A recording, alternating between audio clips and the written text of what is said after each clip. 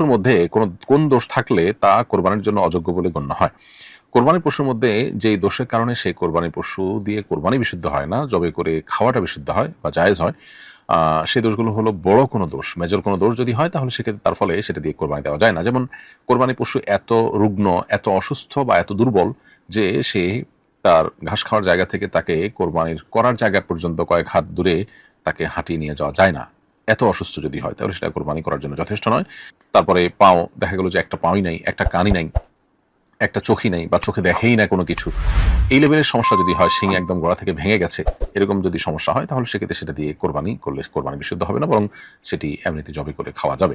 এছাড়া কোরবানি পশুর বয়স, নির্দিষ্ট বয়স হতে হবে এবং নির্দিষ্ট ক্যাটাগরির পশু হতে হবে। গরু, ছাগল, ভেড়া, দুম্বা এবং ওট এবং মহিষ, এই পশুগুলোর মধ্যে কোরবানি বিশুদ্ধ হবে। এই ক্যাটাগরির বাইরের অন্য পশু দিয়ে কোরবানি করলে কোরবানি হবে না। আর গরু হলে তার বয়স 2 বছর এবং ছাগল হলে কমপক্ষে 1 বছর, এভাবে যে পশুর জন্য যে বয়স নির্ধারণ করা আছে সেই বয়স হতে হবে, তা না হলে কোরবানি সেটা দিয়ে বিশুদ্ধ হবে না। এর বাইরেও দোষমুক্ত, অর্থাৎ বড় কোনো দোষমুক্ত হতে পারে, সামান্য একটু দোষ, কোথাও একটু আঘাতপ্রাপ্ত হয়েছে, কোথাও একটু ঘা পাচড়া হয়েছে বা সামান্য একটু পাও খোঁড়াচ্ছে, এটার কারণে কোরবানি বিশুদ্ধ হবে না এমন নয়। মসজিদ